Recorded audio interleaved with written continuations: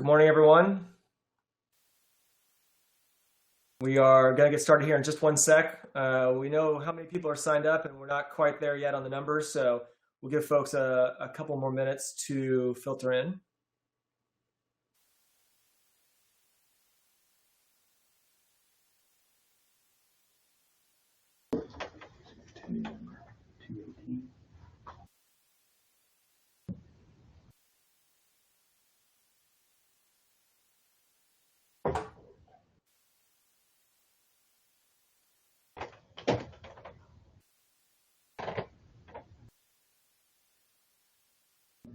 Upper left.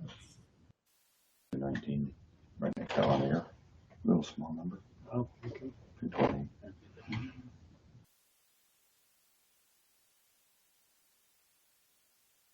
We send that stack of tires.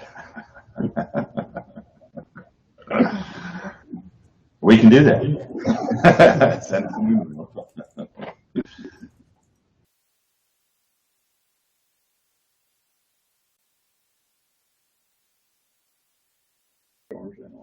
Yeah. Okay, well, I think we can go ahead and we'll start the introductions and so forth. We'll have a few more minutes for folks to filter in here, but welcome to everybody who's already on today. We're going to be talking about how to get the most out of your R compound tires. I turned it off. So we're going to be talking about how to get the most from your R compound tires. And I'll tell you, I didn't start using R compound tires until I became an instructor. So I started off in the BMW CCA track day program and made my way up through the advanced ranks driving on street tires. And it wasn't until I became an instructor that I actually switched over to using R compound tires. And so I'm kind of cheating on your behalf here because I've tasked our guests today with answering the questions that I had when I first started using R compound tires, so that you don't have to spend the years that I spent figuring out the answers. So it'll be a skip past all the hard work, and you just get the answers. I know that this is an interesting topic to folks because we've got more than 750 people who signed up for today's webinar. So clearly, people recognize the importance of their tires and getting the most out of them. So that's great stuff. I'm really excited about today and our partnership with Johnny Miller from TrackDayTire, because he was able to secure a special guest who's on the camera right now, who's maybe the most knowledgeable person about tires at Hoosier as it relates to road racing and autocross.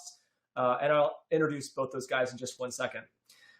Today, our guests are most familiar with the A7 and R7 Hoosier tire. So that's what we're going to be talking about specifically. But the concepts we're going to discuss and the techniques are applicable to any tire. So if you're not yet a Hoosier user, you're still going to get a ton out of this webinar. But if you are a Hoosier user or want to be a Hoosier user, there's going to be some very specific details that will be extra advantageous for you.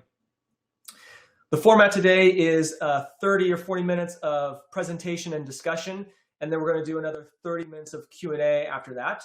If you've got questions as we go along, you can dump them into the chat window on the left.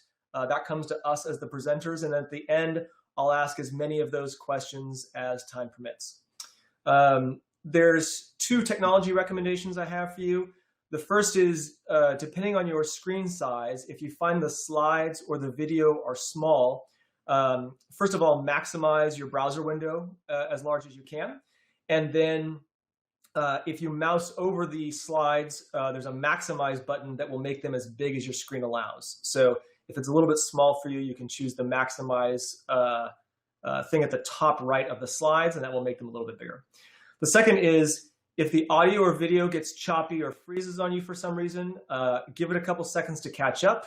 If that doesn't work, then what you can do in the worst case scenario is just reload the web page and basically rejoin the webinar, and that will pick up where we left off. And you will, and that usually fixes it if you've got some kind of an internet connectivity problem. You can also dial in and listen to the audio over your telephone rather than the internet. So I think if you go to mic at in the top nav bar, there's an option there for audio, I think, and you can find a telephone number to dial in if you prefer that. So let's go ahead and dive in. What I want to start with is I'm going to ask you guys a poll to kind of understand where everyone's at right now to get an idea of our audience. So just tell us about where you are with your R compound usage today. Have you never used R compound tires? Maybe you're like I was before I was an instructor. Maybe you've used some other brands before. You used some Hoosier before.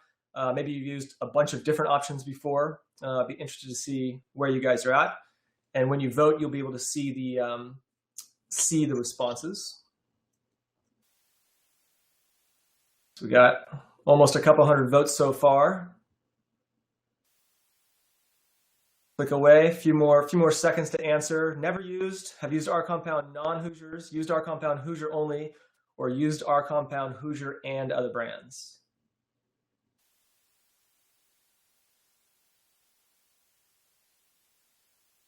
Okay, well, it looks like the majority, almost half of you, have used both Hoosier and other tires before. And then we've got a small, we've got a number of people who have used non-Hoosier only.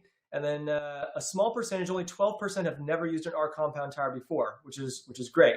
So the good news about today's webinar is that there is going to be something for everybody. So whether you are a never used user or an experienced user, we're going to have some info that'll be valuable to all you guys. So here's our agenda for the webinar. We're going to talk about the basics just briefly on fitment and so forth. And then we're going to jump into some practical tips on things like setting pressures, how to scrub tires in, and what the impact of that first session is. I learned something personally yesterday about that in our dry run, so I think that'll be interesting to you guys. And then we're going to talk about where the tire makes the most grip, sort of how to maximize the use and the life of the tire. We're going to do a live demonstration with a pyrometer, so you definitely want to hang around to see that because I know that I was doing it wrong, so you're going to learn something. And then finally, for anybody who's ever wanted to be a sponsored driver, if Penske hasn't called you just yet, we do have an offer available to you that even for your HPD instructors and drivers, there's something on the table for you guys. So hang around for that. So let me go ahead and start by introducing our two experts today. On your left in the other camera screen is Johnny Miller. He's a professional driver, coach, and engineer. He's got 30 years of experience racing in NASCAR, IMSA, and SCCA Trans Am. Also lots of club racing in there as well. Numerous career wins, poles, podiums, track records. He's a Hoosier product development driver, and he's the technical advisor to TrackDayTire.com, who's our partner today in putting on this webinar. Welcome, Johnny. Thanks, Brian. And on the right of the screen is Bruce Foss. He is the Circuit Racing Business Unit Manager at Hoosier, and he's responsible for leading the development of road racing and autocross tires for both amateur and professional level applications. If you've ever been to like the runoffs or another big club racing event, you'll have surely seen Bruce at the track. He's basically the man at Hoosier when it comes to road racing or autocross. So we're really lucky to have him and all of his experience on the webinar today. Welcome, Bruce. Thank you for the elaborate introduction, Brian. Well, I know that when I was in HPD before I started racing, I didn't know who all these people were. So sometimes you don't know who you're talking to, and it's good to make sure that folks know the expertise we have on the call today. So that's great. So let me go ahead and turn this over. I'll hand it over to Johnny. And why don't we start by answering the question, why do we care about our compound tires? It is a great question, and by looking at the polling, a lot of people have experienced them. But I like to capture it this way: it's the greatest bang for the buck, or it's really the single most cost-effective way to improve the lap time of your vehicle and enhance the performance of your vehicle. It really is. I think Bruce will agree with that. You can add a lot of power and add a lot of brake, but if you add some good sticky Hoosiers on there, you'll go quite a bit quicker. And they're predictable and they're purpose-built. And if I missed anything on that, Bruce? Well, our compound tires, whether it be Hoosier or others, usually elevate confidence in the driver, and that's what results in a faster lap time or a better driving experience. So that's the validity of our compound tires in a nutshell. I think, Brian, I noticed we've got the fitment slide on there. We tried to capture the data. There's a lot of data here, and we talked about this yesterday. I mean, it's a little bit like drinking from a fire hose and trying to condense it into 20 minutes. But a place where we get a lot of questions and we talk about, as you mentioned in the agenda, we talk about fitment, we talk about usage and pressure and things of that nature. So we'll start with fitment. And really what we're trying to convey here is the tire dimension data is your friend. And whether you're taking a production vehicle and you're going to use it in HPDE, or as you evolve and optimize that vehicle and you want to maximize the footprint of the tire, the dimension data that's published by the manufacturer, an example here in this slide is the link to TrackDayTire.com's Hoosier dimension data sheet. You're going to want to use that data to come up with the optimum fit. So this is where you figure out if you want to use the stock size or if you want to modify your car and make it a bit better. Next slide, please. When we talk about proper fitment specifically, we could go in a lot of directions. And what we try to capture here is, here's an example of 4 sizes of a tire that essentially have the same tread width, the same diameter, but have a tread width that is increasing, so you get more of a footprint without changing out of your 3% deviation front to rear for ABS and traction control systems. And you essentially get a car that handles better. It can take more load, has more grip, more cornering force. And this is how you optimize your car. Some people do it with square setups. Some people do it to go plus or minus in a rim diameter to get larger brakes on their cars. Their TrackDay car evolves. And I know for a lot of you on the phone who are running our compound tires, this may be old hat, but we really wanted to hit a few basics and just give some folks some resources. And as you being an instructor, you may have students who are really starting to enjoy the passion of track day events. This is a place for them to go and get the data and really have it make sense about how to work with really the most important thing on their vehicle to make them go faster, as we highlighted in the beginning. A couple other things we wanted to point out, just rule of thumb, and I know, Bruce, I'll leave this to you, the rule of thumb, the rim width, that's really your world in the tire design. And this is a universal recommendation for any performance application with tires and wheels. The rim width is optimum at plus or minus a ½ inch of the tread width. So if you have a 10-inch tread width tire, the rim width optimally needs to be 10 to 10.5, but you can use 9.5 to 10.5 as a range to get the optimum performance out of that tire. That's just, like I said, it's a universal recommendation. It doesn't apply just to Hoosier. It applies to everything. So it's an important recommendation to remember. And then we just generalized alignment recommendations for Hoosier tires. This can deviate because of by difference in the vehicle or suspension configuration, but generally you want around 3 degrees of negative camber in the front. And if you have an independent rear suspension, around 2 degrees of negative in the rear. Obviously on a live axle car, you don't have much choice for camber. But that's just a general recommendation to follow.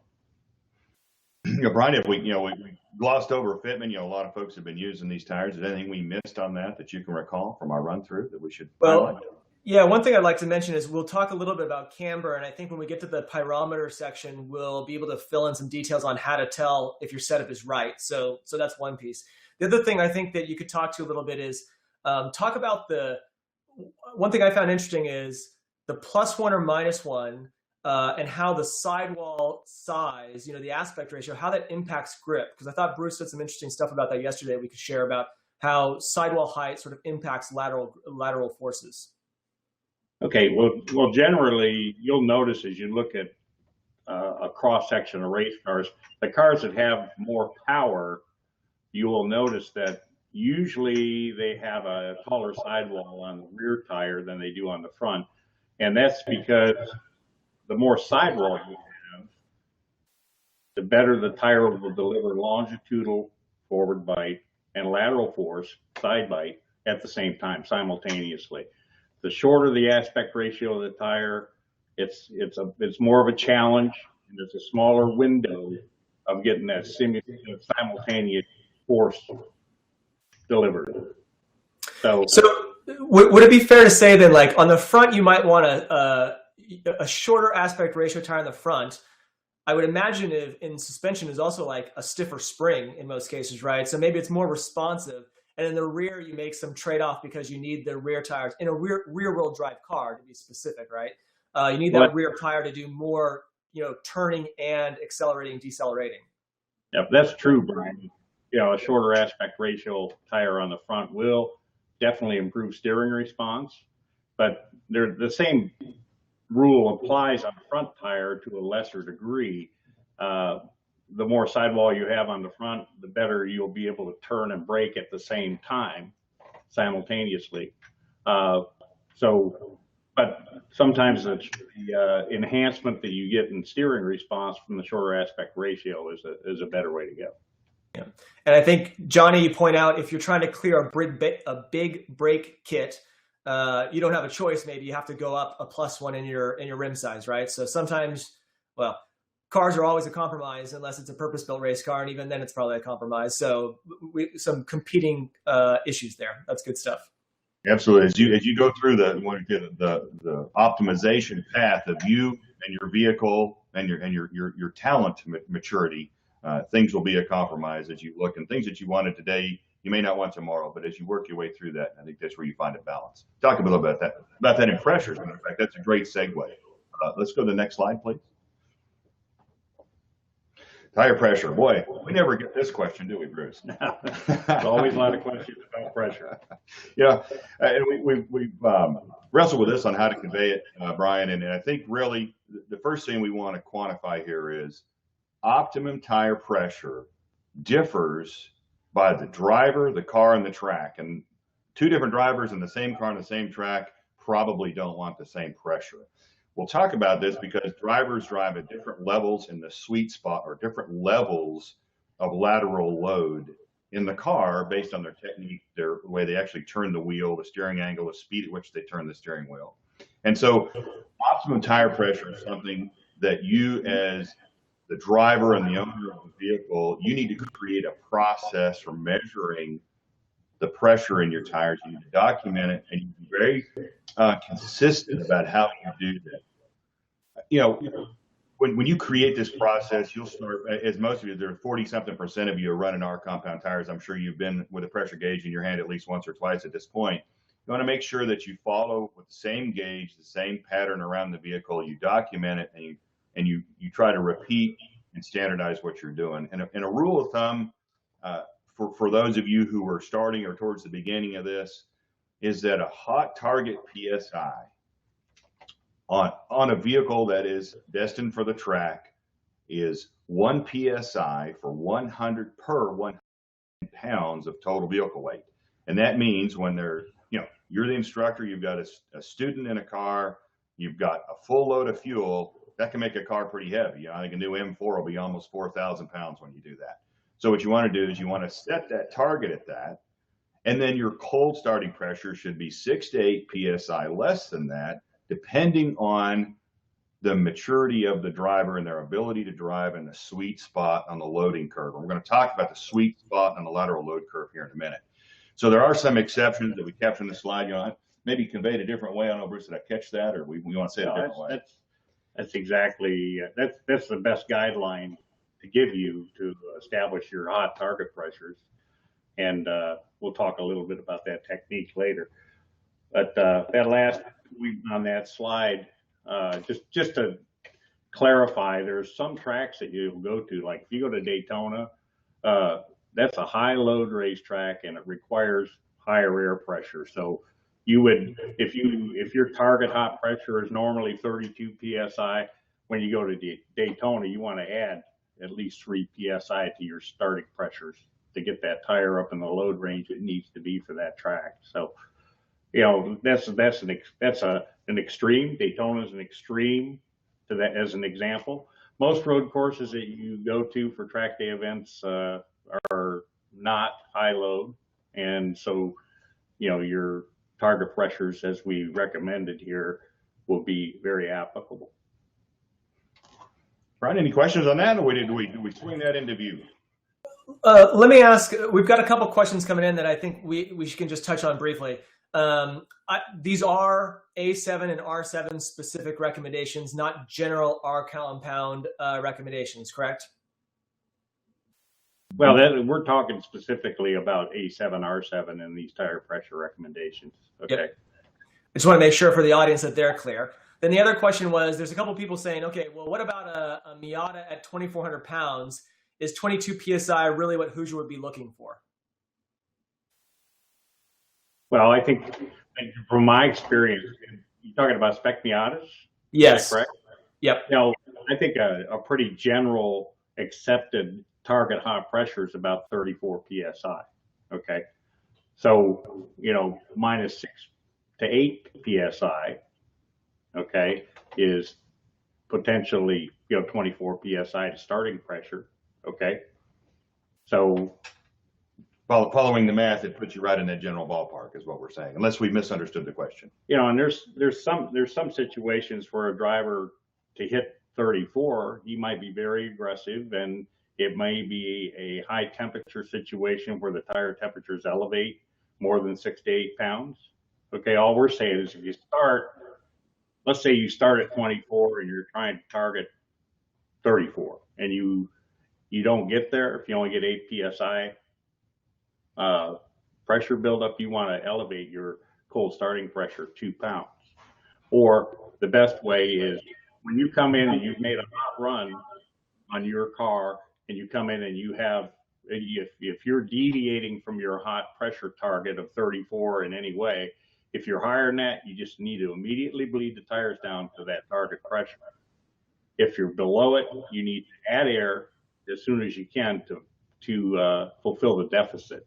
So if you came in at 32 and you're trying to hit 34, as soon as you can get to an air source, you need to add 2 pounds to that tire. Does that make sense? Yep. Does that answer the question? Okay. And just to be clear, though, I guess the question we're seeing is the hot target PSI. We're talking hot target PSI, not cold with that 1 per 110, correct? Correct. It says hot target PSI, 1 per 110. Correct. Okay. Okay. Now, and let me reiterate. You know, that we're trying to make a general recommendation here. There's a vast difference in cars and drivers, and you know, this applies to a radial DOT Hoosier. I mean, a bias fly tire recommendations are totally different. There's a lot of things that can contribute to deviate from what we're putting down here. So we're trying to do a generalization. Excellent. And we can dig into this more at the Q&A at the end, maybe if people got some more specific questions. So let's go ahead and we'll keep on going. Sounds good. Next slide, please. Heat cycling. You know, we want to basically, we can sum this up from we got 60 years of experience between us. Right around it. Oh gosh. Well, really, the heat cycling, you know, really it's most effective, and Bruce can certainly share technically why this occurs, but it's most effective on the car, on the track, with the load of the vehicle, and let the tires rest for 24 hours plus if you can. You want to scuff them in, get them up to temp, and then get off of them. No more than about 15 minutes, and that's really the best way to heat cycle the tires. Just to generally explain what happens to tread compound on the first heat cycle.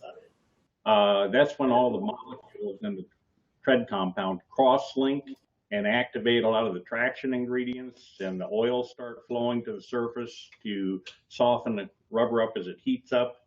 Yeah, but that dissipation rate of those traction ingredients is accelerated on that first heat cycle. So if you spend too much time on a sticker tire, all you're doing is flowing the good stuff out of the tire that will reduce the life on the other end. So, you know, it's best, this is from experience, it's best to just scuff the tires in, get them up to temperature, try not to slide them when you scuff them in, and take them off and let them rest. It'll give you a good effect is 24 hours. I know that's not always possible, but we're just telling you, we're trying to give you some tips on optimizing the life of your tires here.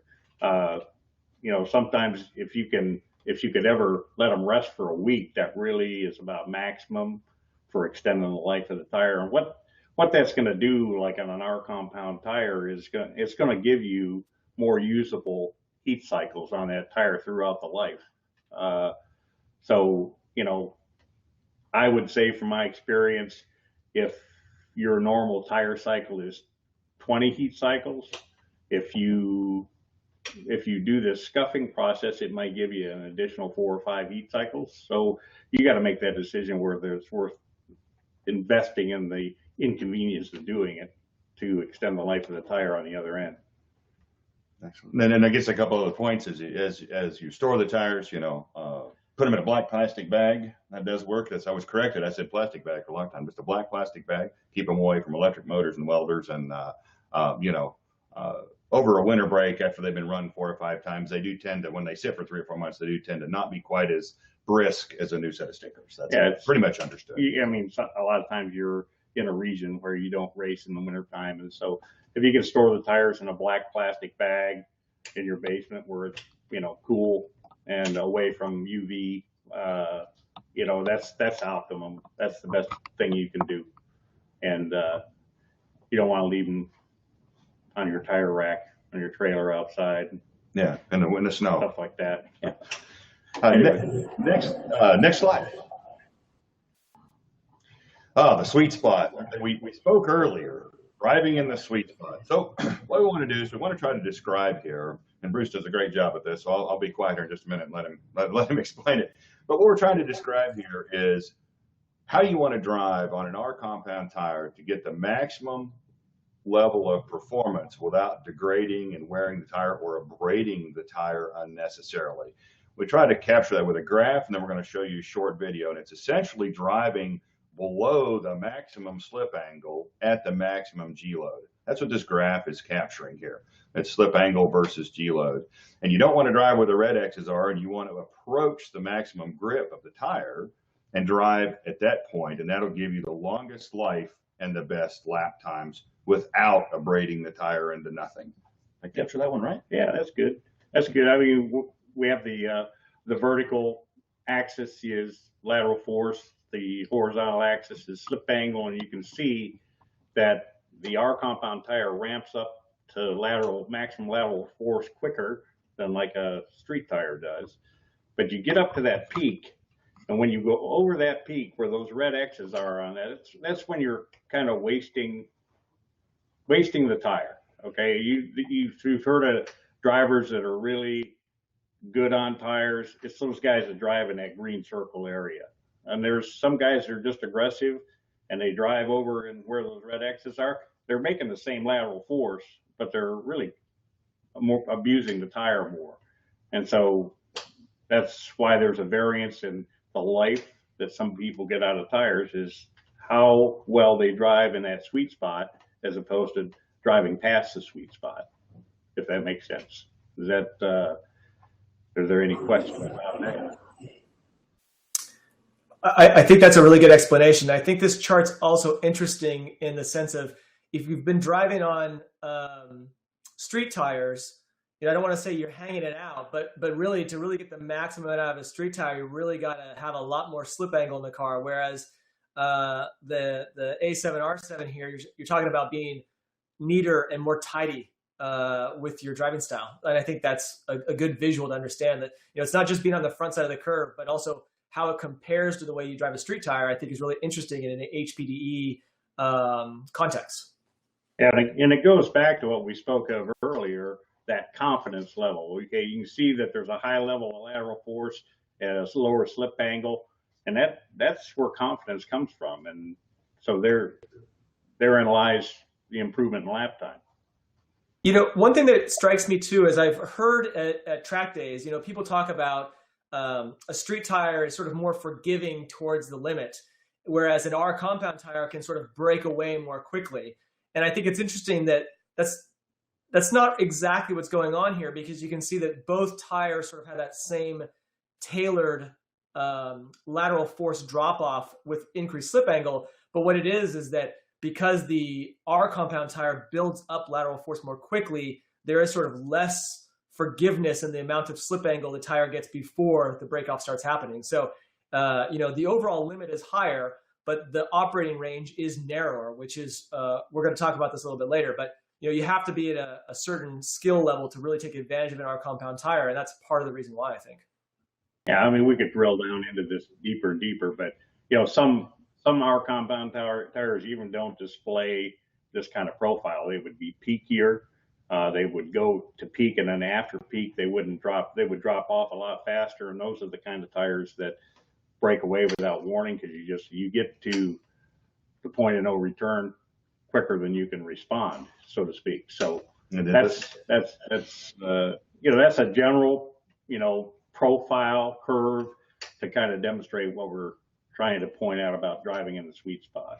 Okay? And the real key is if you work on the skill set, part of growing as a driver and improving your skill set is to be able to function and operate the vehicle at the front side of that curve. You'll find it to be very rewarding, both to your lap time, your success as a driver, as well as your pocketbook. And you end up, better or same position, spending less money. It's interesting. I just saw a question fly across the chat there. Define slip angle. That's a great segue. Why don't we go to the next slide? I think we're going to do our best to define slip angle here. And Bruce, I'm hand this one back to you again. Okay. What we're going to show you here is we have a short video of a Hoosier R compound tire on what we call a road wheel. It's a piece of equipment we use in our laboratory to do DOT testing and do all kinds of testing. What we did on this video is we simply ran the tire straight, and then we induced some steering angle into it, and you'll see the sidewall on the bottom side where the contact patch is deflect. Okay, and when it deflects, you'll notice that the tire path it's kind of hard to see, but the tire path is different than the wheel path. And the difference in those paths is what's called slip angle. And that was the horizontal axis on that previous graph. Okay, so we're just mainly trying to show you what happens to the tire when you turn a wheel, or when the tire develops lateral force, how the deflection works on this tire. So let's roll the video.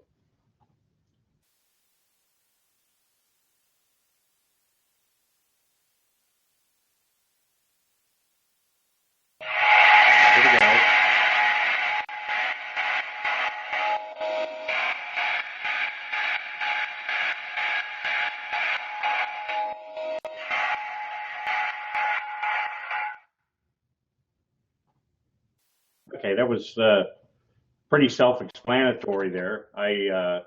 All we did was there's an X amount of load in the tire, and we just simply induced steering angle into the wheel, into the rim, and you can see how the tire deflected. And this purpose of this video is to explain what slip angle is.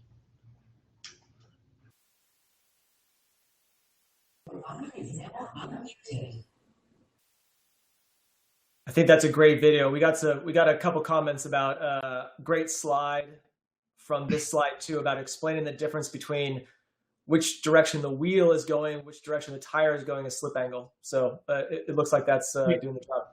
Yeah, all tires will do this in the same condition. I see a question, is this specific to a Hoosier? That Hoosier tire is a grippy, high performance tire. So that, we talked about response. When you turn a wheel, the amount of time it takes for that sidewall to respond and deflect and start making force is what enhances the performance aspects of the tire, what the driver feels. So again, that's just a simple demonstration of what happens when you turn the wheel, or when the tire starts to load up, and how it deflects. You hear it really start to complain. That's not a good idea. When you get too much slip angle, if you're driving on those X's, you might hear the tire tell you to stop. Yeah. All right. Brian, if there's no more that you want to add to that, I'll go to the next slide, I guess. All right. Do you want to play the video one more time, or we'll have the link, correct? Link's available on TrackDayTire.com. If you click on our YouTube channel at the top of the website, on the home page, it's there, and it'll, of course, be embedded in this presentation. So. Okay, we wanted to talk about, we talked about tire pressures, setting tire pressures. If you have a crew guy, that's always helpful. If you have to do this yourself, it's a little more difficult. But if you're going to take tire temperatures on your car to validate setup and the conditions that you're dealing with, it's best to do it as soon as you come off the track as possible. And what we have here is a demonstration. This is a Hoosier tire temperature pad that our engineers use at the track when we're taking temperatures for customers. And I just kind of typified one from memory that's kind of typical. Okay, so we want to talk about getting the temperatures across the tire, and to do that, we're going to change views here. And we have an R7 compound tire here, and I want to show you a technique that I've learned over the years that works the best. On a tire, we're going to call this the inside, the middle, and the outside. And as you can see, and on most R compound tires, there's a depth hole, there's a tread depth indicator on the outside, one on the inside, and then there's the center of the tire. So if you get in that region, that's the best place to take the tire temperature on the inside. And this is difficult to do on a closed wheel car when you can't see it, but you just gotta kind of feel where the edge of the tire is. Don't burn yourself, and just go in a little bit. And when you push the needle in, you want to push it in at an angle, and you're trying to get to the base of the tread rubber. Okay, once you get in there, the tire temperature on the display on this barometer is going to drop back, and when it stops, that's the tire temperature. You go to the next position, you do the same thing. You can see even here at room temperature, when I first poke the tire, it says 95, 90, 80, 75, 70. So it's kind of dropped down. And so you go across the tire at those three positions, and then you record those tire temperatures. Next slide. We'll go back to that original slide. Here we go. Nope. Okay. All right, here we go. I took that temperature pad page and I blew it up, and I just want to show you, this is Road Atlanta, date, car number, blah, blah, blah. I normally write when I'm taking temps what the ambient temperature is and what the track temperature is. Track temperature, you can just usually stick your barometer in the pit lane surface and probe around, and it'll give you a track temperature. You can see on this particular car, we're at Road Atlanta, which is primarily a clockwise track. So the left side tire temperatures are higher than the right sides. And you can see, I usually ask the customer what pressure they started with. In this particular instance, it was 20 PSI all the way around. The hot tire pressures were as follows: 30 in the left front, 31 in the left rear, around to 29 and 28. This profile shows that the car, I would ask this customer, is the car a little loose? Okay, because the higher temperatures are in the rear tires. If it's not, it's just because of weight bias or power or whatever. Okay, but normally this would indicate that the car is just a little bit loose, because as you can see on the left rear, we're 225 inside, 220 in the middle, 200 on the outside. And these are normal, acceptable spreads when you're running radial tires. So, that's just a demonstration of a typical tire temperature profile at Road Atlanta. So Bruce, if you can, let's just talk about the generic there, which is, cars with negative camber, which is going to be the standard on all your tires, right? For a road course car, you're going to expect to see highest on the inside, medium in the middle, and lowest temperature on the outside of the tire. Yes. Okay. Yep. And that's due to camber, obviously, and air pressure all combined to give you that temperature spread. I just a simple tip. If you're track day, you're doing track day events, you're normally doing relatively short sessions. Okay, as you evolve through your driving experience, you may evolve into running enduros. Okay, so to optimize tire wear, you might want to reduce that temperature spread so you get more even wear across the tire. You're giving up a little bit of performance, but it's an endurance race. Okay, so you want to maximize tire life. So you might stand those tires up a little bit, based on the profile you read on the tire temperatures. Yeah, nothing I would say would remind, nothing is really set in stone, nor is it forever, right? So as you go to a different track, as your vehicle evolves, as you evolve as a driver, these things change. So having a standardized process and a way to do it and continue to do it, whether it's pressure or temperature, you'll find that, it's all of the details in racing. You've probably heard people say that before, and this is one of those details that you need to be consistent with. And it is much easier if you have a buddy help you, so you don't jump out of the car and try to do it, but certainly doing it consistently. And going back to the consistency or your process, this is just a tire pressure gauge that I happen to use. It's kind of on the expensive side, but it calibrates every time I turn it on, and it reads air density and it reads humidity, and it adjusts so that the pressures are accurate. Okay. A lot of times in the field, we'll find a lot of our track side service people have a calibration device that you can take your gauge over and check calibration.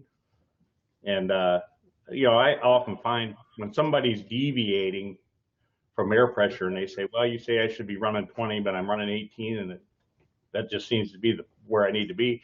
I found that their tire pressure gauge is off 2 pounds. Okay.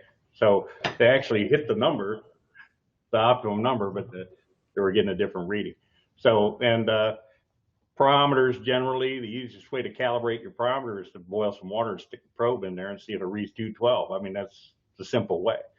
A lot of tire perometers are not adjustable, but most of the digitals are usually accurate for a long time. Well, we're on the tire probe. I saw the question come across, and we mentioned this in the slide. Probe type is best. The challenge with an infrared pyrometer is you get a lot of brake heat interference, a lot of vehicle heat interference, and they tend to not. It just tends to not function effectively. Infrared pyrometers are great for taking tire temperatures. I mean, for taking track temperatures. Yeah. Okay, but tire temperatures really need to be taken with a probe needle type thermocouple. And once again, a lot of times in the field, I'll take somebody's temperatures and they'll say, wow, you're a lot higher than what we were getting before. And that's when we go into what we demonstrated earlier with Probe 101. If you stick that tire like I showed you, you're probably going to get a more accurate reading. A lot of times I find that people are checking the tire temperature, they're sticking the needle in vertically like this and not really penetrating down into the tire to get the base rubber temperature. So, sticking a tire like that, not the right way. Digging the needle down in. Not too far. Yeah. Well, that's why you do it at an angle. It's a lot safer. You're not going to penetrate through the overwrap and, compromise the carcass of the tire and develop a leak. So if you go in at an angle, you'll feel much better where the base of the tread rubber is. And something, let me point out something about, I think this slide's great because it kind of brings together a few things we've talked about so far. One is the sort of documenting where you are right now.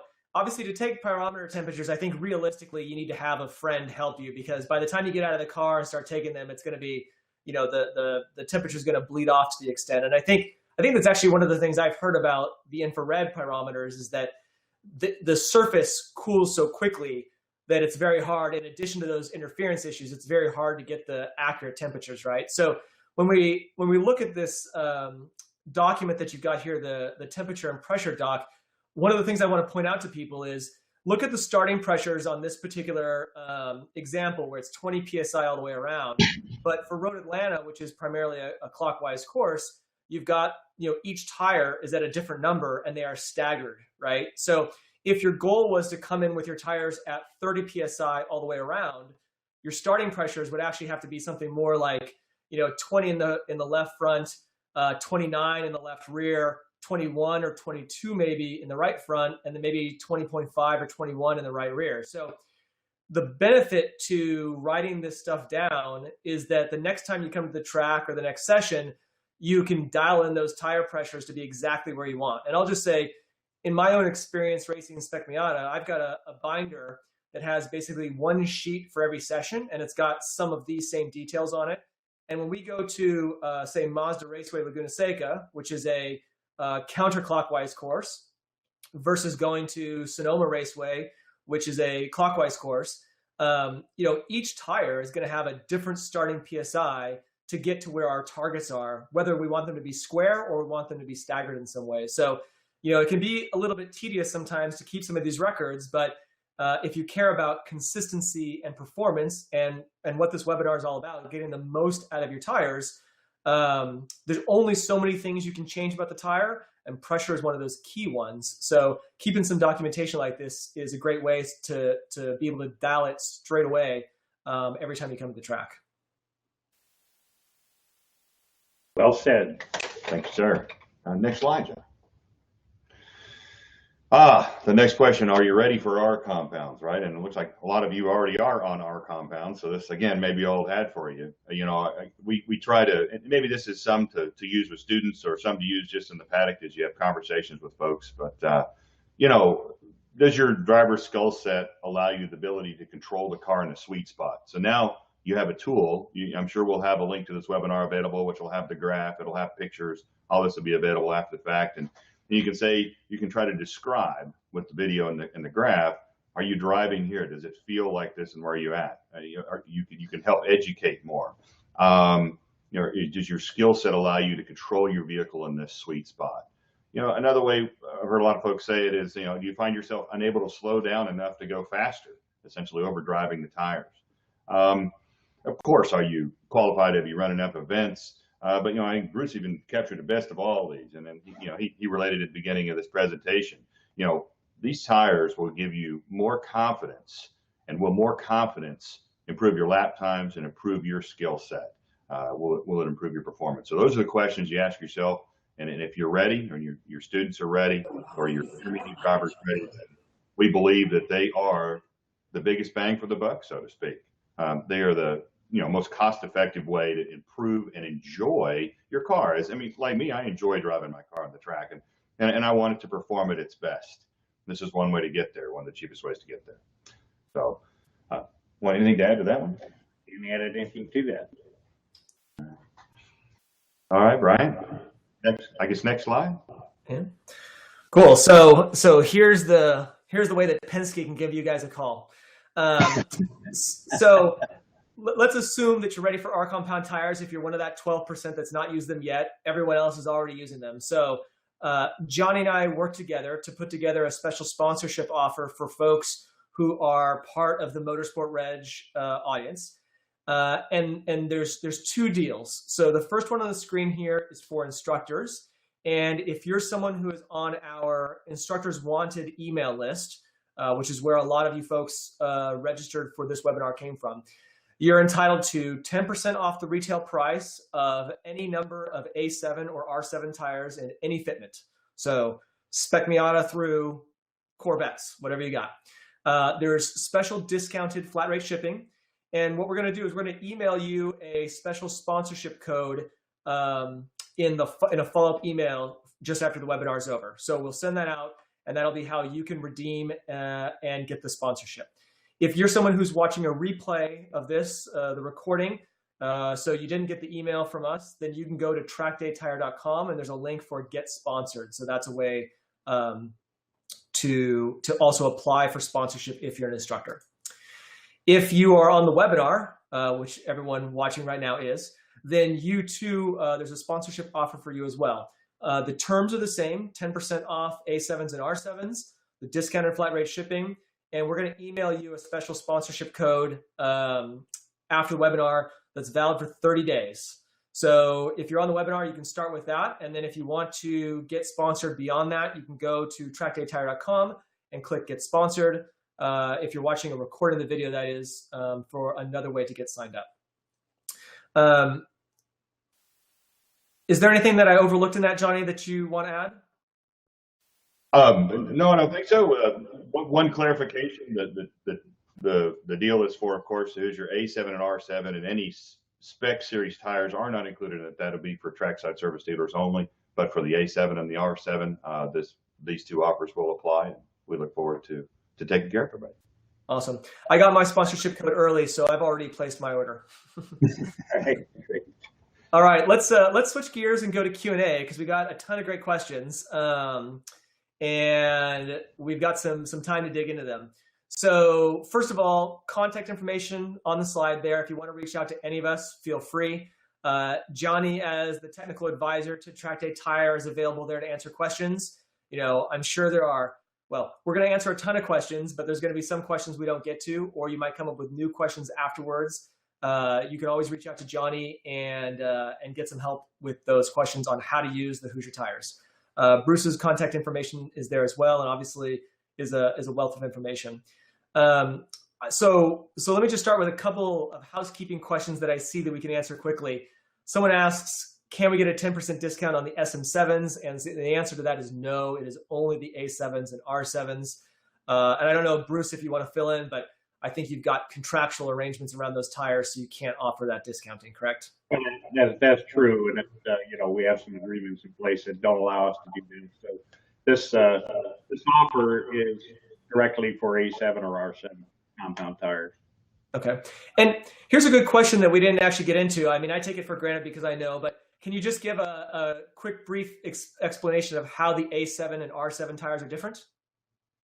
Well, the A7 tire was definitely it's intended for autocross, and that it is a very popular tire for autocross activities. That doesn't mean you can't use it on the track, but obviously it's a higher grip tire, and obviously the life is less. When A compound tires, let me just give you an example. In the T1 class, there was a time when a lot of people switched to A compound Hoosier tires, and we talked about that sweet spot. Those guys had to learn how to manage those tires and not overdrive them, because if they drove the tires in 5 laps, they were in trouble. They were sliding around.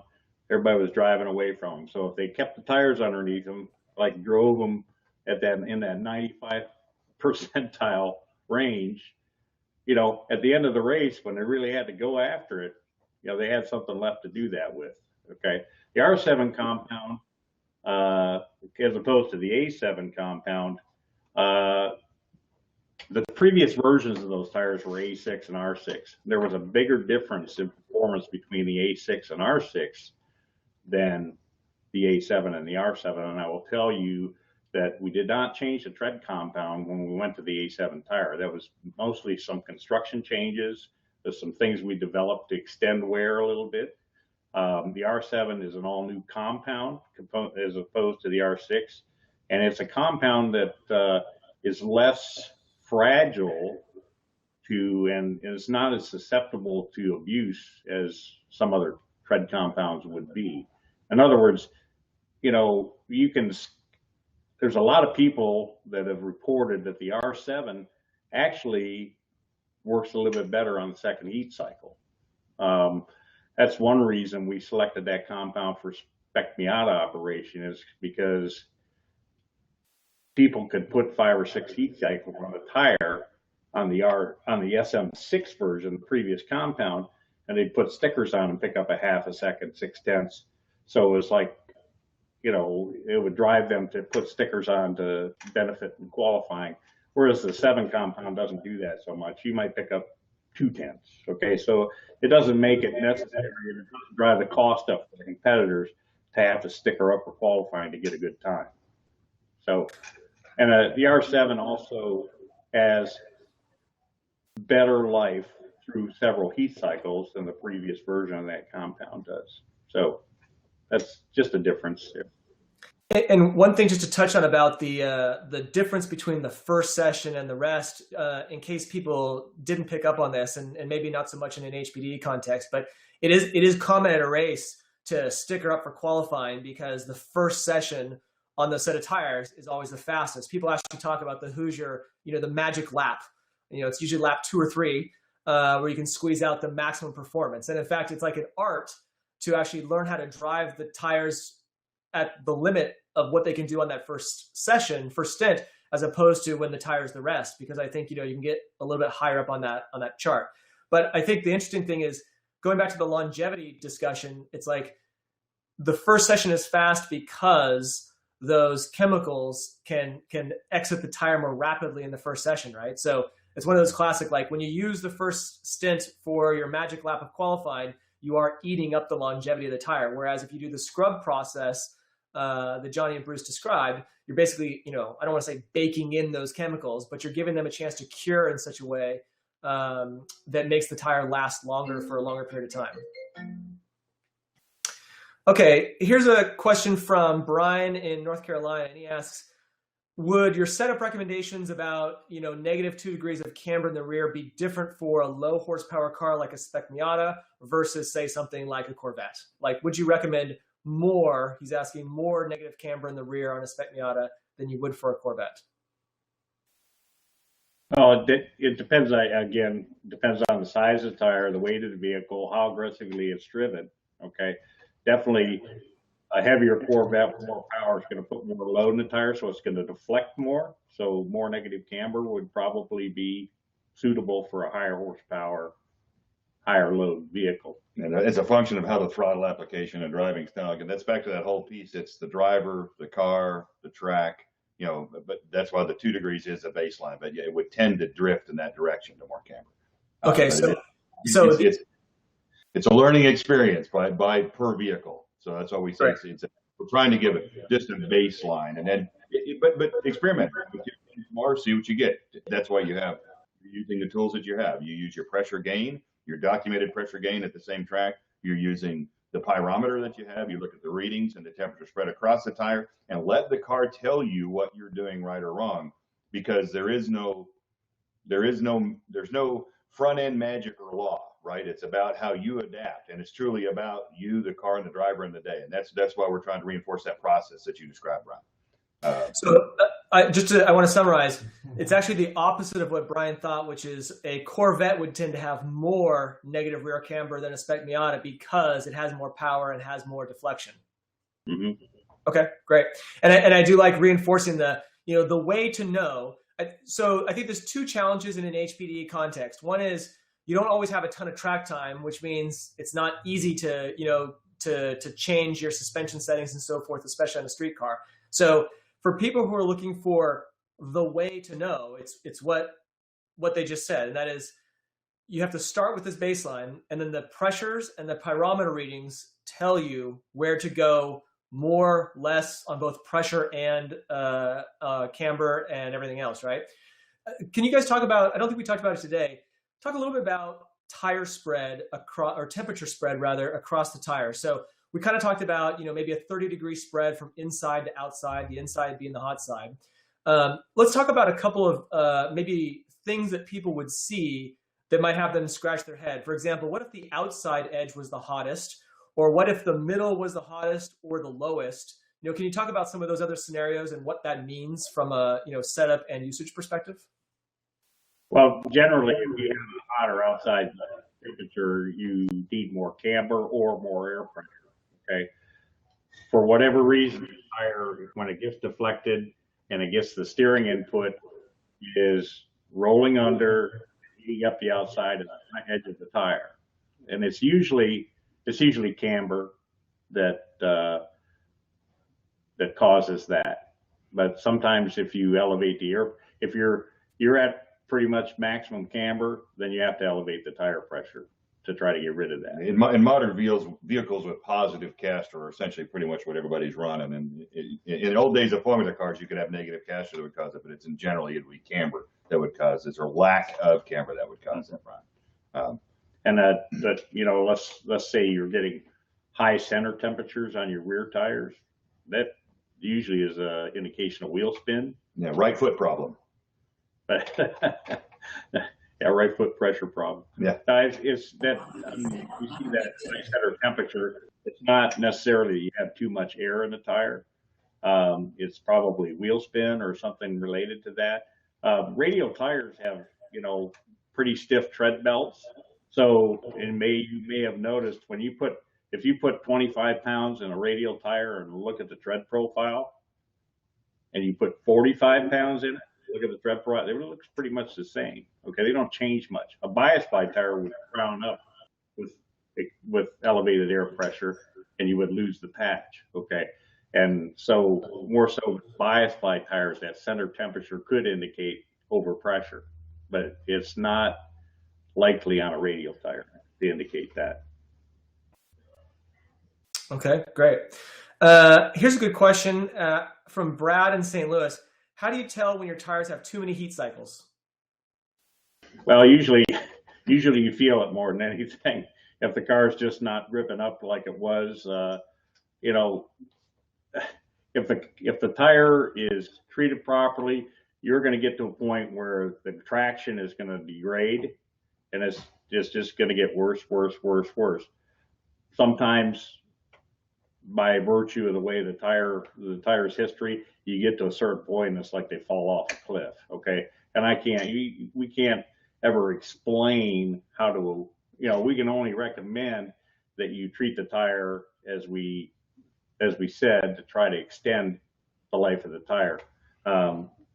Sometimes even, on the third or fourth heat cycle, you might got in a situation where you're overdriving the tires and, you took a little more life out of them than you thought. If you tend to drive over the top of that curve on that graph as we've described, then it's not that all bets are off, but it significantly changes what the tires do over the course of time and in each cycle. If you're using up 30% of the good every time you drive them, then obviously if you do the math, that's only a few times, right? Versus 5% of the good. And so again, it's a function of, and you might be the best, you might be, Mario Andretti's cousin, right?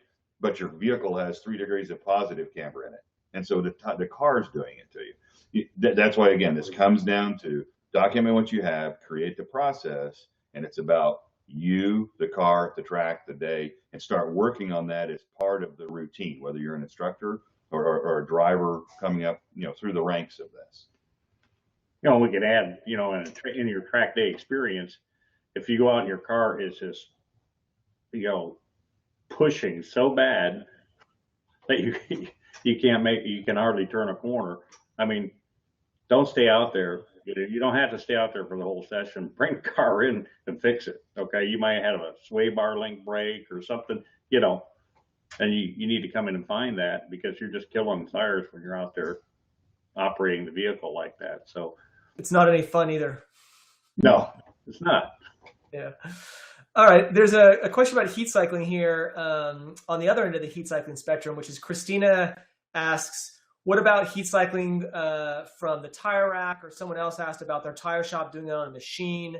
What about the ideal you said is on the car? What's the benefit basically of the on machine style heat cycling? Well, there's obviously alternatives to heat cycling that are offered by people. We've tried to test that to learn more about it, and we've really found that the most consistently effective way to extend tire life is to actually scuff the tires on the car. We've tested those artificial means. That's tough to quantify. It's tough to quantify, and it's not a waste of time or money, because a lot of times if you're autocrossing and you don't have extra wheels and you're getting a set of tires and they can provide that heat cycle service, it's better than nothing. Okay, it's not the optimum, but it's better than nothing.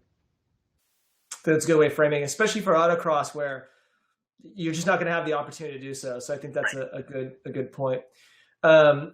Someone here, Tony and Johan, both ask basically the same question, which is, does the heat cycling only extend the life of the tire, or does it also improve the grip of the tire? So I think, kind of performance versus longevity, what's the impact of heat cycling? Well, I think you're extending the positive attributes of the tire for more heat cycles by scuffing the tire in and letting it rest. So it's not going to make it faster. It's just, I think it's going to help you achieve your targets and your expectations for more heat cycles than you would if you didn't do that. Yeah, so you get more performance over more heat cycles than if you don't, or more heat cycles than if you don't scrub them. Right, right. And I've heard in the paddock before, if you can't let them sit for 24 hours, there's no point in doing it. So like if you're going to scrub them in the morning and run them in the afternoon, it's basically the same as not doing it at all. Is that true? No, that's not absolutely true. I think if you can get the tire to cool back down to ambient temperature, there is some positive effect to it. Okay. Again, not optimum, as we spoke of earlier with artificial heat cycling processes, but it's better than doing nothing at all. Well, okay, let me ask this then, because Johan asks, and I've never heard this before, what about the wet towel on the tire after they come in? Well, as you can imagine, we've seen a lot, hundreds of procedures that people implement, and I've seen solo guys, they come in and they get their weed sprayer out and they spray the tires with water, and you see everybody doing it and they swear that helps. And if I've never been able to prove that it helps or hinders, okay, but if somebody thinks they're getting a positive effect out of that, or they can feel like they're getting a positive, then do it. By all means, you're not going to hurt anything in the tire by doing that. The only thing with any quantifiable results would be doing it on the car at full load. You can see that towards the end. Other than that, it's not quantifiable. Like in an autocross application, autocross heats tires up differently than track day. Okay, track day, the heat gets transmitted all the way from the wheel up to the tread surface. Okay, you get heat in the tire. In autocross, most generally, you just superheat the surface of the tread rubber. Okay, so the temperature doesn't go as deep. Okay, so when you spray water on it, you're cooling off the surface, and you're actually getting a cooling effect on that tire, an accelerated cooling effect on that tire. I think that actually, let me ask this. Can you define heat cycle? Don asks from North Carolina. I think it's really the tire coming back to ambient after being heated up, yes? Yeah, that's true. I mean, a heat cycle, how many heat cycles? Well, a heat cycle can be an hour long, okay? It can be in your truck. And a heat cycle can be, 45 seconds in an autocross, and then it cools down. Okay. So, I mean, there's a vast disparity in what the heat cycle is. Okay. So generally, when you're doing track day events, you're usually out for half an hour at a time before so that half hour that you operate that tire and it cools down before the next session, that's a heat cycle. Okay. Great. But that's interesting. So would you say that one autocross run is also a heat cycle? Well, it's not a abusive heat cycle. Okay. Once again, in autocross, you're superheating the surface of the rubber. You don't get a chance to heat the tread rubber all the way through. Okay, until you get several runs within a short period of time. If you do 4 runs in a matter of 3 hours, you're probably going to eventually get the tread rubber heated all the way to the base. Okay. But on that first run and second run, you're not going to do that. Okay, great. Johan asks about, and this is something I've heard brought up 1,000 times, what's the best approach to warm a tire up, like during a warm-up lap or an out lap? Okay, you see people swerving all over the place. That's really not as effective as accelerating, putting load in the rear tires, and then braking hard and putting load in the front tires. And you're also, in the front tire, your brake temperature is going to telegraph through the wheel and into the tire, and you're going to build temperature faster by doing that. The swerving is really, you'll see that a lot on a restart, on a road course race, because as you're going around behind the pace car on a caution lap, you're going to pick up rubber, and that helps clean the tires off before you go back to green flag racing. But it's the hysteresis of the rubber that generates the heat. It's the flexing of the tire. Well, yeah, you're flexing the tire, you're loading it, unloading it, loading it, unloading it in a straight line is really the most effective way to warm up your tires. Okay, great. Someone asks whether or not they can buy those tire info pads. Do you guys sell those? No, we don't. I mean, well, Soon. yeah, we wouldn't sell you. We would give you that. That's a promotional tool. So if you would write Hoosier Racing Tire or Track Day Service or Track Day Tire, We'll get you and some. we'll get you a tire temp. Yeah. Okay, great. Steve from Maryland asked, and I'll just recap this in a short note, but Steve from Maryland asked, what's a good temperature spread from inside to outside? We said roughly 30 degrees, right? Yeah, that's pretty generally the case. And I'll tell you, as you look at your tire temperatures, the most important temperatures on each tire are the inside and the middle. Okay, that's what you're really looking at. Now the total spread, yeah, that can vary. Okay, but really the inside and middle need to be within 10 to 15 degrees. Okay, that's the most important thing to look at. On a rear tire, you would probably want to see a little less spread from inside to middle. Okay. So, 5 degrees is typical on a rear tire. Inside to middle, you might be 15 degrees cooler on the outside than the inside, but you really want to focus mainly on the inside and middle tire temperatures because that's part of the tire that's getting used the most when you're using camper. Hopefully. Yeah. Hopefully. Okay. Stuart from South Carolina asks a question that we didn't cover today, which is talking about pressures, the difference between nitrogen and regular compressed air. Well, you can get really scientific about using nitrogen. It's very simply if you're using regular air. I will tell you that if your tire gets mounted in the outside atmosphere, like at the track, if it's a high humidity day, you're going to get 1 atmosphere of whatever that outside relative humidity is inside your tire. Okay. And most valid track service entities have what they call dryers on their compressors, that the fill air is a low humidity, but that doesn't, you still have that 1 atmosphere of outside relative humidity that's going to be in that tire. So if it's a high humidity day, the air inside the tire is going to be more moist and you're going to get higher pressure buildup. If you use nitrogen, you purge that air out of there. Nitrogen is an inert gas, and if you get the tire dry with nitrogen, then you're going to get a more predictable and consistent pressure buildup from cold to hot. And you can go to great lengths to assure that you have the tire dry. Vacuum pumps and yes. Normally in normal conditions, if you purge the tires, if you let all the air out and fill it with nitrogen, that's going to dry the tire out enough. Sometimes if it was a really humid day, you would want to repeat that process a couple times. There is a relative humidity gauge made by Intercomp that you can plug on a valve stem that'll tell you what the relative humidity inside the tire is. I mean, that's getting really scientific. Okay, that's about a $280 instrument.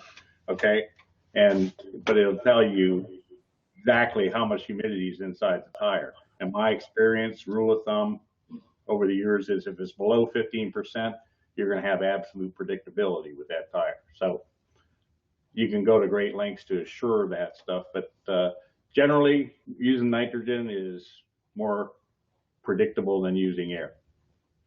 And I think, as the water vapor expands more rapidly than other gases, that's what causes the variable amount of growth in the tire, right? So when you look at that sheet that we had earlier on the screen, and it's starting pressures of, 28, 29, 30, 31.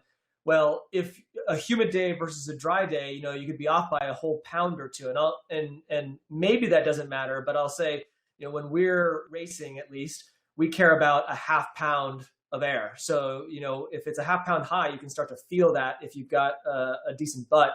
So that's why, keeping track of those records over time and using repeatable processes is really good. One thing I'll throw out is, if you can't get your tires filled by someone with a dryer at the track, or you can't have nitrogen, which is a little inconvenient for your average HPDE, There are inline desiccants you can put onto like a little air tank. And while it's not going to be as good as those other solutions, it's at least more predictable and more consistent. So, or you could move to California where it's just dry and you don't have to worry about it. Okay, so I think this is a good question, which is there's a couple questions here together that are similar. One is about, we'll do these two separately. Eric from Detroit asks, how close are the new 200 treadwear tires to our compounds? For example, there's these new tires like the RE71R, where I think they're kind of like autocross specials really, because the autocross rules tend to be 200 treadwear, right? How close are those to a true racing tire, R compound, like the A7 or R7? Due to competition, those tires have evolved into really high performance, ultra high performance tires, extreme performance tires. They're almost as good as our compound tires. Personally, we have not rated an R7 specifically. We put a 40 treadwear on that tire because we know it will pass 40 treadwear. But I guess I wouldn't be totally surprised if the R7 tire did treadwear rate around 200, 180 to 200. But we haven't done that because we don't want that tire to be in that market. So, but I'm just saying, actually, the treadwear rating, if you want to Google it on the internet, you would see that the process for determining that treadwear rating is pretty archaic. Okay, so but understood, 200 treadwear tires have become very popular, and it's a really good solution for cost-effective tire use in those areas. I look at it, to your point, that it is very cost-effective tire use for classes where we're trying to set that benchmark, I think. But one thing that I like to refer to is the reality is, so you have a lot of tire manufacturers who build street tires who are adapting them to competition. And you really have one that builds race tires that adapts them to street or DOT for marking and usability. And right. So there's the difference. Yeah, basically he's saying that. But can't drive them on the street, but for applicability for marking. Correct. I want to make sure I'm clear on that. I think, it's a game is what I hear. The treadwear rating thing is a game, basically. Yeah, it's a valid comparison. Okay. The universal tire grading quality, UTQG, is that's part of that system. And again, it was designed for consumers to look at the tire and say, okay, that's 200 treadwear. I'm not going to get much life out of that. It's 380 treadwear. I'm going to get more life out of it. And that's pretty true to form. How about Don and Bruce both asked about rotating the tires? I think, front to rear, left to right, so forth, and also flipping them on the rim. Does that help extend the life? Yeah, if you can rotate tires front to rear and leave them on the wheel or side to side, that's optimum. Flipping them on the wheel themselves, radial tires actually get what we call a camber cut. Okay. So when you flip the tire on a wheel, you're reversing that camber wear pattern on the tread. And I've found that the tires sometimes can be a little diabolical on the first couple of heat cycles after you do that, because you're working against that camber cut. Okay. Until they start to bed in and wear back to where they want to wear the profile, then they could be a little diabolical. So generally, if you can keep the tire mounted on the rim the way it was originally mounted, that's best. But if you can move side to side, front to rear, if you have a square setup, that's good. I mean, the only challenge is just the first heat cycle or two after you do it. Right. Yeah. If you flip it on the wheel, okay, there's maybe a challenge for the first couple of heat cycles. So. Okay. Chase asks, how to avoid graining on smooth tracks like COTA? Is that a driver style issue? Well, that's an interesting. That's reduced in its reality. COTA, when it was first opened and the track surface was very smooth, that graining is what we call cold tear. And that's from pushing the tires too hard before they come up to temperature, and it's trying to rip the surface of the rubber off. Okay, so you get that grading pattern across the tire. A lot of times you could go back out and just build the tires up to pressure and temperature slowly and clean that graining off. Okay, but it will usually occur if you're pushing the tire too hard before the pressures come up, and it's that cold tear is trying to rip the rubber off the surface of the tire before it's ready to become compliant, if that makes sense. Right. Tracy asks, can you mix A7s and R7s on the same car? Well, of course you can. I mean, you know that there's a grip difference on and a wear difference on those tires. So, you know, if you had a car that was just inherently loose, okay, you might intuitively want to put A's on the back of the car to stick it, but it's eventually going to get loose unless if you don't fix the car, and that's going to tear the tires up quicker. So, you know, it's usually the wrong Band-Aid to go down or path to go down to fix a balance issue on the car. It's the tires telling you to do something to the car. And back to this whole thing of what do the pressures tell you? What does the spread tell you? What does the temperatures tell you? You know, it's telling you to work on you or the car, or to try to understand more about it and dig into it a little bit deeper. But it's not against the rules by any means. I will tell you, extreme condition. Let's say anybody is familiar with Lime Rock. I mean, that track is virtually backwards, clockwise oval. There's only one left-hand corner in the whole track. So there's a lot of guys that run A's on the right and R's on the left there, because the inside tires are gripping up better and helping hold the car around the corner. But, you know, and they only see abuse in one corner. So it's a viable alternative at that track. But that's kind of an extreme, like I said. I would say that sounds to me like there's a lot of other things you should probably work on before you start worrying about mixing your tire compounds. You don't usually consider stagger as a setup procedure for a road course, you would on.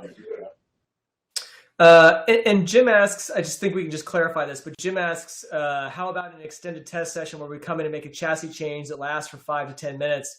Does that count as a heat cycle? And I think probably not, as long as the tire stays pretty hot, right? I wouldn't say so. No, you know, if you're out testing and you're doing a lot of in and outs, I mean, you're just really doing one long heat cycle, because the tires never really cool down to ambient. So okay. Let's see what else we got here.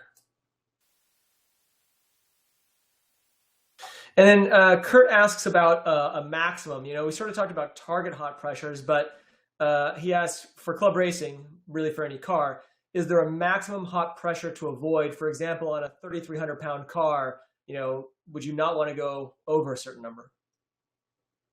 Well, I think, you know, like, again, that depends on the feel. You have to rely on the feel of the driver. If you get too high with the air pressure, the car is going to start skating around. Okay, it's going to lose grip, and you know, you're going to be driven to go back the other way with the air pressure, reduce it, and try to get some grip back. Okay, all again is part of the experimentation process and helping you find that optimum pressure that suits your driving style. And a question about TrackDayTire, Johnny, do you guys offer that heat cycle service if they can't do it on the car? No, we don't. We just, because, you know, as we mentioned, we've heard of 20 or 30 different ways to do it, and just have found the best way, if you're going to do it, if you really believe, you know, you want to do it, is to do it on the car, as we described it, full load. It's the way that the flexing and the forcing of the rubber molecules and the tire deflection that we believe actually makes the complete heat cycle. And really, if it's going to get a benefit, that's our experience has shown it to work. So no. And I did see one other question about heat cycling them on the street. No, you should not. Not A7s or R7s. No A7s and R7s on the street. That tire's, although it passes DOT requirements, it's intended for competition use. So we don't recommend it on the street. Yeah. Okay, well, I think we've got a ton of questions, so this suggests to me that we might want to do a round two. Let me do this because I think our front-wheel drive friends always get left out here. Ian asks, any differences for front-wheel drive? I suspect he's asking about setup, probably most likely, some of those baselines. Yeah, most generally, drive cars, you got to work hard on your front air pressure, and it's usually pretty high, okay? And then once you get the front end happy, getting the back end happy is usually done by elevating the rear tire pressure because they don't build much, okay? It's not uncommon for a front drive car to start off with like 26 pounds in the front and 32 pounds in the rear. And the rear tire is probably going to end up 2 to 4 pounds higher than the front tire, but that's what helps you rotate the car. And you can tune the rotation of a front-wheel drive car with rear air pressure very easily. Also, typically on a front drive car, you want to run more camber in the rear than normal, and try to elevate that air pressure, tune the rotation of the car with the air pressure in the rear tire. And let me sneak one more in here that I think is an elusive question, and that is, what's the best way, this is from Brian in North Carolina, what's the best way to realize you're overdriving other than the obvious drift? And I think there's a corollary that was asked earlier, which is, if you have overdriven the tire, can you back off and get the tire to come back to you? Do you need to come off the track? Sort of, how do you know when you're overdriving, and then what do you do once you've overdriven? That depends on the tread compound, I think, and like the R7, as I said, is less fragile. I mean, if you push the tires too hard and you start slipping and they start feeling like they're overheating, you can back off for a half a lap or so and then go back after it, and you should get your grip back, okay? But an A compound tire, not so much, okay? It's usually when they get overheated, it takes longer to cool them off. I remember function, and if you've run street tires, then it's different. Again, a different answer depending on the street tire. So I'm not, but if you're talking about the R7, we have that information. This is Bruce conveyed. So the R7 back off for half a lap, it comes back to you. A7 maybe it takes a lap or 2 laps to come back to you if you're on the road course. I guess in an autocross scenario, it's the next run that you could adjust for, but it takes a little bit longer. And I think in my experience, the overdriven tire feels a little greasy, which is, it just doesn't seem to have the grip that it had, the lap prior, for example. The higher the tire temperature gets and the higher the abuse gets on the tire, you're going to draw oil on the tread compound. Okay, that's what makes tires go hard. Is when the oil dissipates out of the tread rubber, then it loses its durometer and it loses its softness. So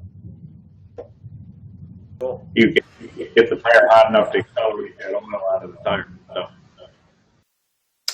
Okay, well, thanks to Johnny and to Bruce for joining us today and sharing all their insights. We will send out an email to everyone on the webinar that includes a link to the recorded presentation, so you can come back and look at it, listen again with the slides.